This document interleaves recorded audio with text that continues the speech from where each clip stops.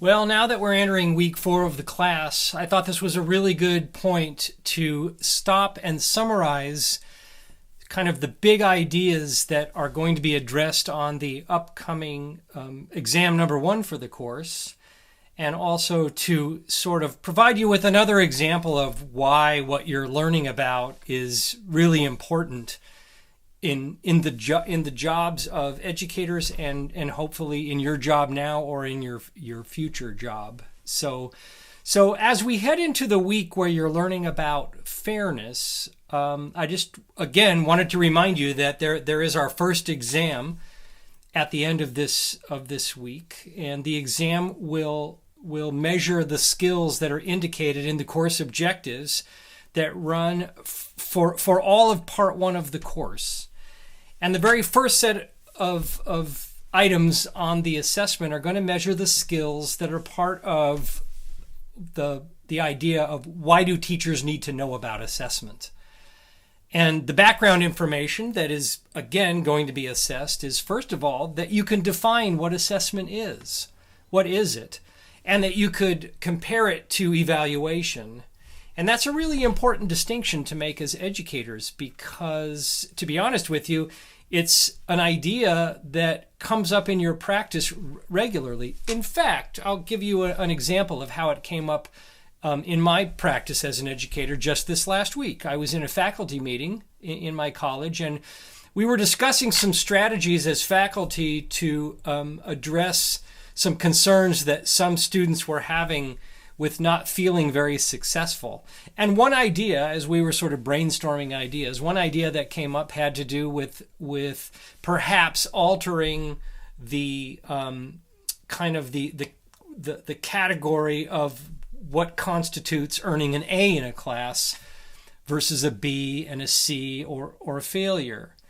And that maybe the idea of going with a more traditional idea of achieving at a certain level constitutes an A or a B or a C, that maybe we should rethink that a little bit regarding how we wanted to award letter grades. And that's the kind of conversation that you have as educators quite a bit.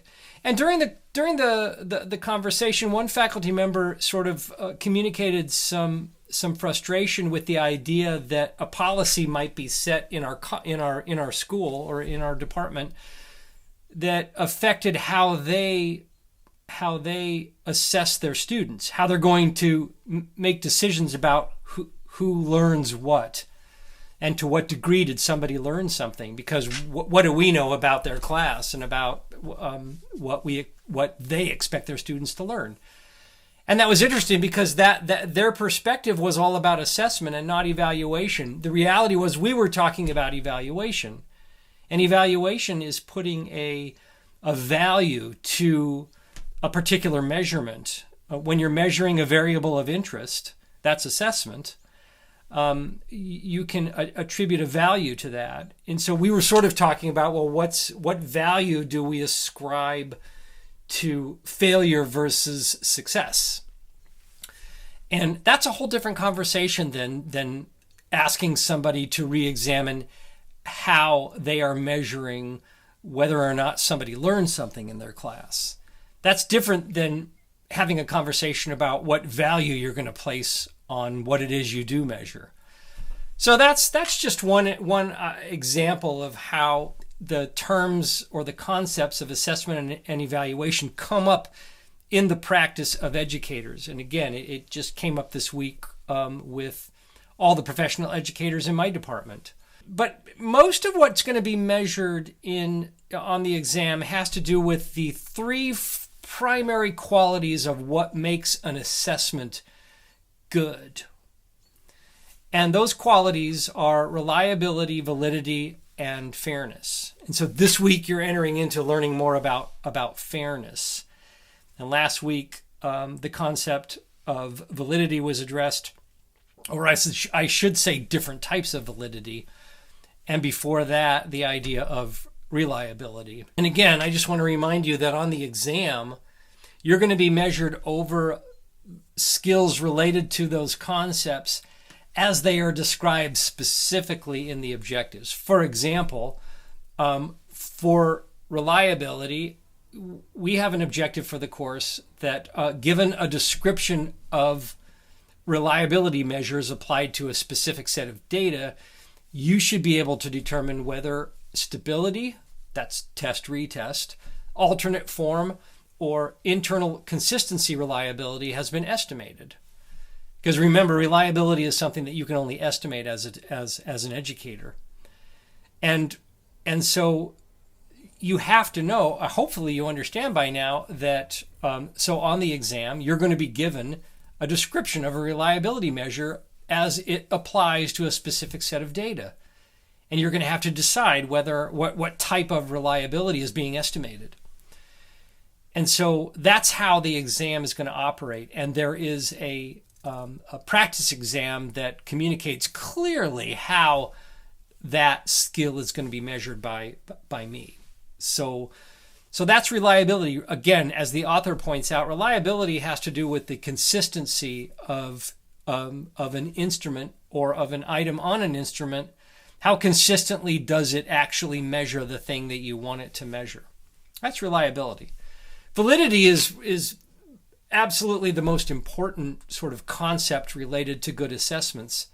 And that's because validity addresses the question, does your assessment actually measure the learning that you want it to measure? And that is so important. And again, there are very specific learning objectives that are going to be measured on my assessment that align specifically with the objectives for validity. For example, the very first thing that I'm asking you to do is to distinguish between definitions and examples of reliability, that's consistency, versus validity, that is, does it measure what you want it to measure? And then another clear objective that's, again, going to be measured on the test is I'm going to give you descriptions of tests that are conducted to determine evidence of validity for specific assessment data. And you have to determine whether or not content validity is being measured, internal structure or construct validity, or relations to other variables, that is criterion validity, whether or not that's the evidence that's being collected to determine whether or not something is measuring what it purports to measure.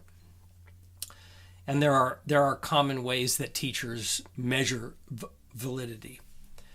So that's another characteristic of a good assessment. And finally, there's fairness. And fairness is whether or not an item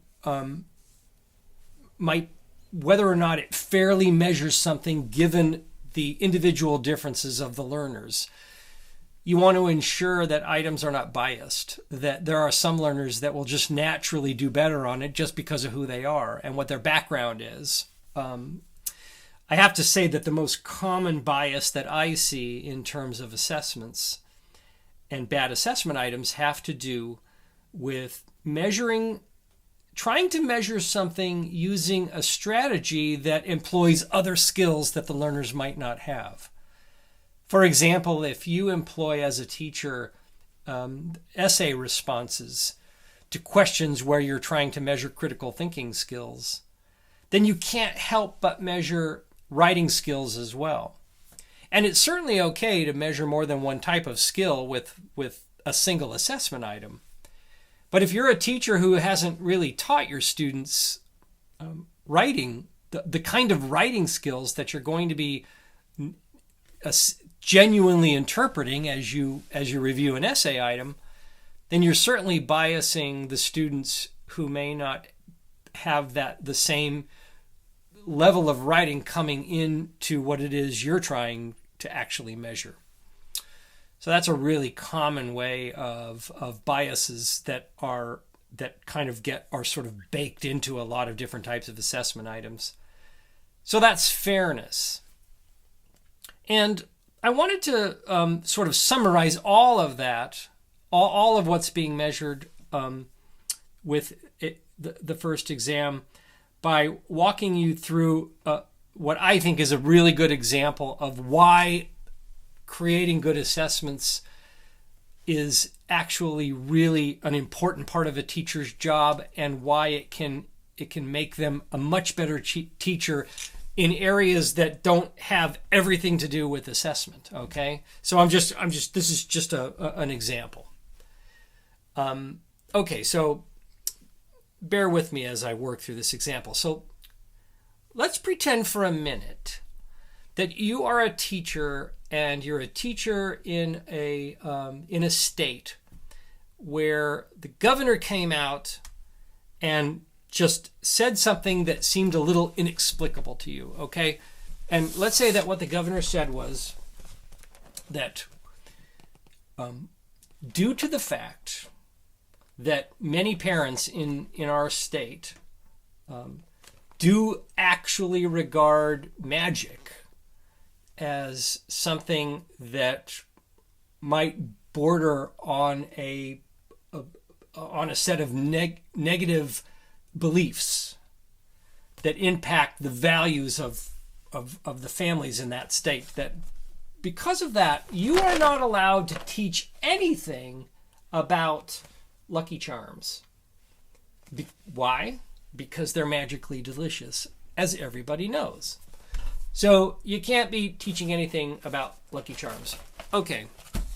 Well, if I'm a teacher in that state, let's say that I'm a biology teacher, because I used to be a biology teacher. So I'm a science teacher. And now the governor comes out and tells me that I'm not allowed to teach about Lucky Charms. Well, what for me, given my personality, I'm going to be honest with you. I want to start teaching about Lucky Charms. And let's just decide that as a science teacher, I'm going to I think it's important to teach about Lucky Charms. First of all, because I'm not going to lie, it's a delicious cereal. I mean, the charms, am I right? But I also believe that as a science teacher, I think there are some really important ideas related to magic that actually can help my students learn a lot more about science and magic. So I'm being responsive as a teacher. I never would have thought that I would be teaching about Lucky Charms, but I'm going to, because now it's becoming a thing. It's out there. It's always been there. Lucky Charms have always been around as far as I've been alive, I think. Let's just assume. I mean, I've been around a while. But I also know that I'm a responsive teacher, and there's something that is now part of the public discourse that I didn't really focus or pay that much attention to earlier. And now, as a science teacher, I'm thinking, okay, well, wait a minute. I want to start teaching through the lens of magic, or perhaps in this case, anti-magic. Because one of the things I'm telling you as a science teacher is that science and magic have kind of been at odds kind of from the beginning. And magic is a perfect example of something just broadly that I think can be used as a really important platform to help my students learn more about what good science is. So I'm going to be, as a teacher, I'm going to be responsive. And I'm going to bring up magic. Maybe because the governor told me that I wasn't allowed to. But again, that's my personality.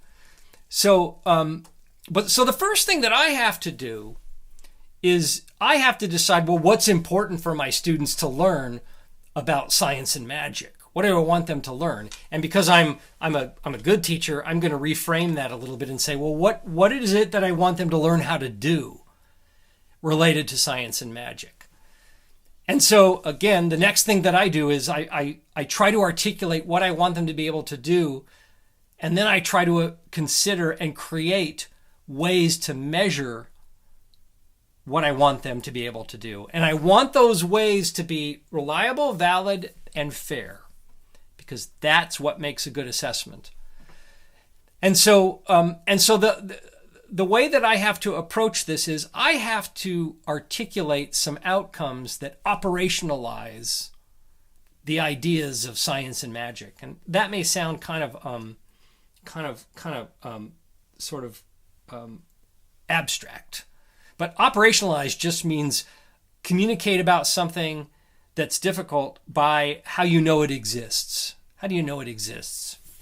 So after thinking about it for a while, I might come up with an important statement to myself. And again, I'm looking at being a science teacher through the lens of magic, or perhaps anti-magic.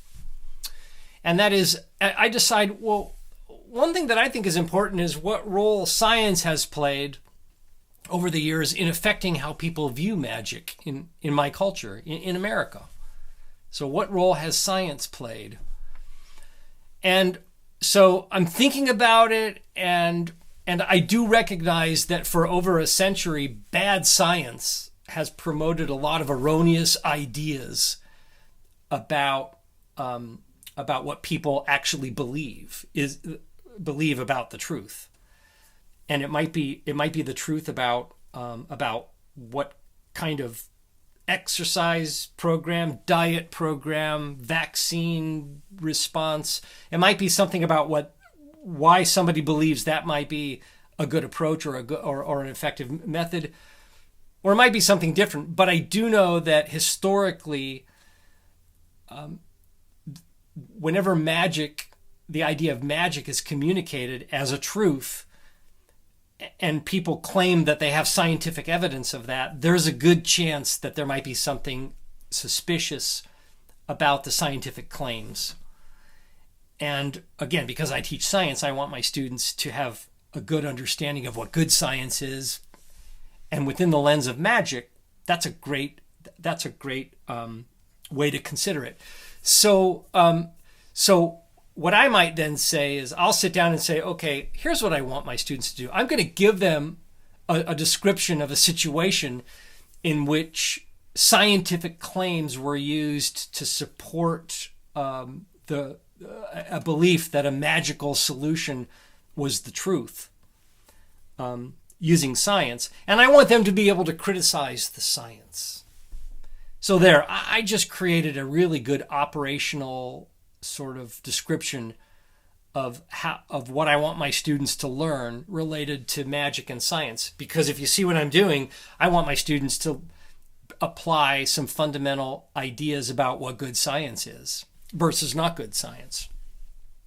So I've created that. So I did that, and now I can sit and say, well, how am I going to measure that?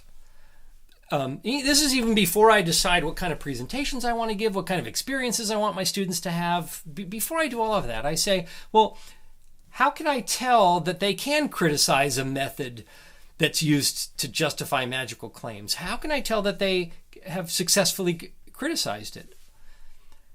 Well, I can give them scenarios, obviously. I can write up some scenarios, and I can sort of map out what I think a good response to that might be.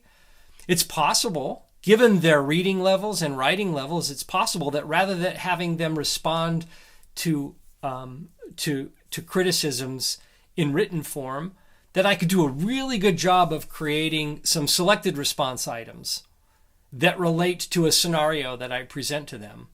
So I can present them a scenario about some scientific claims for how something that is magical is claimed to be the truth, and then I can ask them to identify like which of the following criticisms or which of the following statements best reflects bad science or an erroneous whatever, and I could even get specific. That the like for example, that an experiment wasn't controlled or was improperly controlled or not controlled, or that the number of subjects in a study, if there was one, were far too low to make any kind of generalizations, or that the data collection was inappropriate and too subjective. There are a lot of things that I can do, but hopefully you see what I'm getting at, and that is that I want my learners to be able to learn about how to learn about what good science is so well that they can criticize bad science, and in the process address the idea of magic, and possibly even bring up Lucky Charms in the discourse, because they're not only magically delicious, but apparently they can also be used as part of a nutritious breakfast. Although, again, I believe those claims might be a tad spurious at best. I do love the cereal, though. So that scenario was presented just to give you sort of an example of how thinking about assessment really can direct a lot of your thinking about what's important to be learned and how you want your students to learn and how you're going to measure that learning.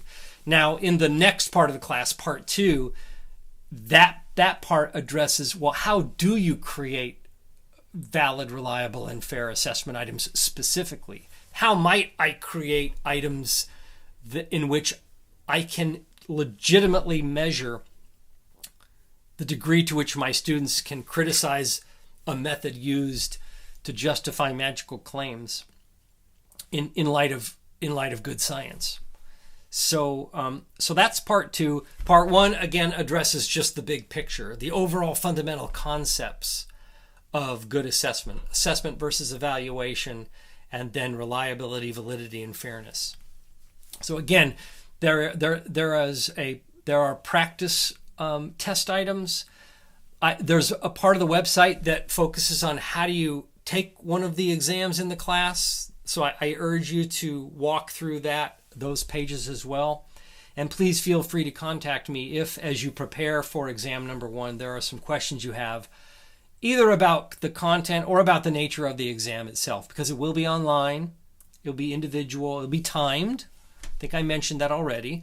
And I do that simply because it's the only way that I can ensure that you go through the steps needed to really practice and sort of synthesize the material that is presented to help you learn those skills. And that's it. And anyway, good luck, and contact me if you need any support.